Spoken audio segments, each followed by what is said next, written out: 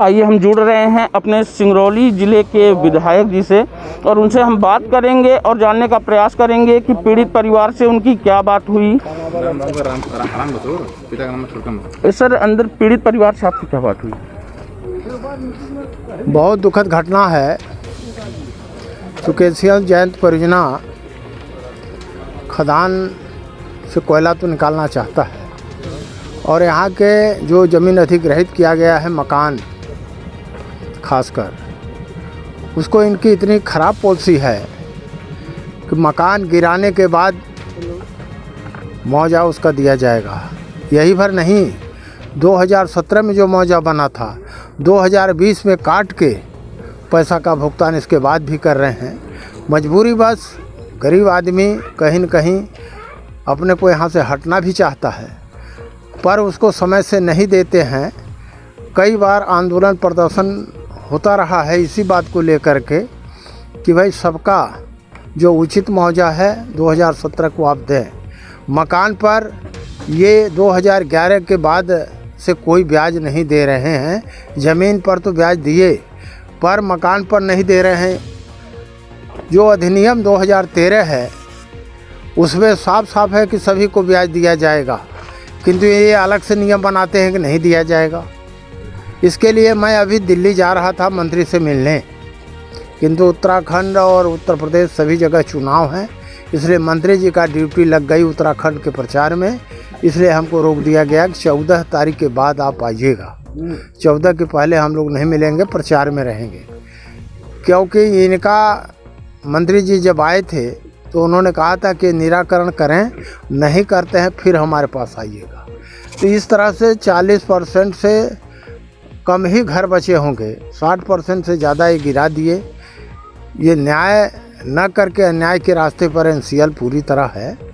हम लोग हमेशा जनता यहाँ की सीधी सादी होने के नाते बहुत से कंपनियों में नौकरी के देने की बात जहाँ आती है हम लोग बराबर ये कह रहे हैं कि एक ज़माना था, आपने 50 डिस्प्ले में नौकरी दिया, 91 से 2000 के बीच 10 साल तक लगातार अनुसूचित जात जनजात को 2 डिस्प्ले पर नौकरी दिए, पर आज क्यों नहीं दे रहे हो? आज 2 एकड़ की बात क्यों करते हो? गरीब जाएं तो जाएं कहाँ?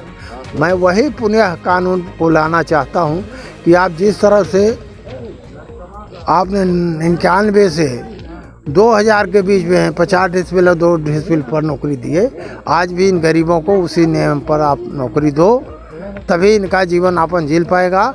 और ऐसे घटनाओं पर मैं अधिकतम ये कहता हूँ कि इनके विरुद्ध मुकदमे कायम किए जाएं और उनको उचित मुआवजा दिया जाए। सर, एक सवाल और, आप सिंगरौली ज़िले का प्रतिनिधित्व आप कर रहे हैं, सिंगरौली ज़िले की जनता का प्रतिनिधित्व आप कर रहे हैं।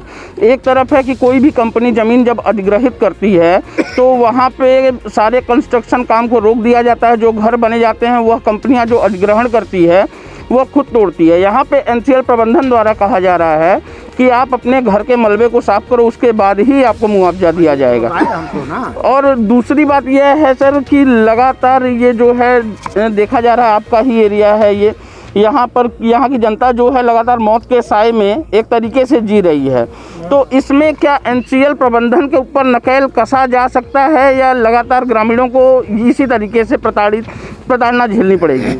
निश्चित रूप से एनसीएल प्रबंधन पर नकेल कसा जाएगा। ये इस तरह की घटना जब तक घर नहीं हटेंगे तब तक उनको खदान चलाने की अनुमति न दी जाए। जिले प्रशासन से ये हम लोग कहेंगे और आम जनता यहाँ के सारे लोग यही चाहते हैं कि जब तक सही निर्णय ना हो, पुराने स्थिति में जब तक मुआवजा दे के ही मुआवजा दें तभी घर गिरे।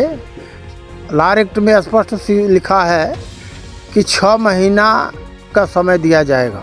सर, सुनने में एक चीज़ आ रहा है कि मुआवजा जो है यहाँ पे 2000 कुछ करके 2081 या 87 रुपये करके दे रहे हैं और 90 के टाइम पे दुधी चुहा का जो अधिग्रहित किए थे वहाँ पे 4000 कुछ करके दिए थे मुआवजा। यहाँ पे प्रशासन कलेक्टर द्वारा निर्देश भी दिया गया है जिला प्रशासन द्वारा कि 6000 कितने रुपए यहाँ पे करके देने हैं मुआवजे। 6 लाख का मकान जी। तो सर वो मुआवजे भी यहाँ पे सुनने में आ रहा है ग्रामीणों को नहीं मिल रहे हैं उस तरीके से। नहीं, हमारे तरफ से ये मढ़ौली के लिए 6 लाख रुपए प्रति मकान के हिसाब से, जिनका 2008-9 में जब अधिग्रहण हुआ वो मकान थे, उनको ऐसे लोगों को उनका कहना है कि दिए जाएंगे। और जो लोग बाहर में आके बना लिए उनको नहीं मिलेंगे। गैर आबादी वाले माने गैर रहायशी वाले मकानों का नहीं मिलेगा, जो निवासरत हैं उनको मिलेगा। ये बातें तय हुई थी। क्योंकि 2008 में दुधिचुआ विस्तार का भी ज़मीन लिया गया था, मढ़ौली का ही, पजरे और चटका। इन ग्रामों में ज़मीन का मुआवजा 2014 पहले दे दिए, पर मकान का अभी भी विस्थापित नहीं पाए। उनको 4,05,000 की देने की बात करते हैं, पर मेरा कहना है कि संपूर्ण क्षेत्र में जब संशोधन हुआ जयंत का 3 लाख की जगह 6 लाख, तो सभी जगह लागू कर दो आपको। और छोटे छोटे शिफ्टिंग को लेके मिला के ऐसे 8 लाख रुपए ये जयंत प्रोजेक्ट के द्वारा दिए जा रहा है। पर ये बात ज़रूर है कि घर गिरा के हम रहेंगे कहाँ, इसलिए हम लोगों ने बैठक में तय किया कि कम से कम 3 महीना का तो समय दो मुआवजा दे के। पर इसके बाद भी इनकी बेईमानी चल रही है। कहने का मतलब कि उसको अनदेखी किया जा रहा है। और जिन लोगों ने, बाहर के लोगों ने मकान लिया, वो गिरा के पैसा लेके खसक दिए। और यहाँ के जो ये पुराने बासिंदे हैं, इनके साथ अन्याय हो रहा है। अन्याय होता है। धन्यवाद सर समय देने के लिए अपना। जैसा कि आप विधायक जी देख रहे हैं कि सिंगरौली ज़िले के विधायक जी हमारे साथ जुड़े और पीड़ित परिवार से मिले। कहने के लिए हम लोग भी लगातार लगे रहते हैं, देखते हैं कि गली की नेतागिरी आसान होती है, लेकिन एक प्रतिनिधित्व करना कितना मुश्किल होता है। यहाँ की जनता के साथ ये लगातार यहाँ की मांग को लेकर कलेक्टर प्रशासन तक भी गए हैं विधायक जी, देखा गया है।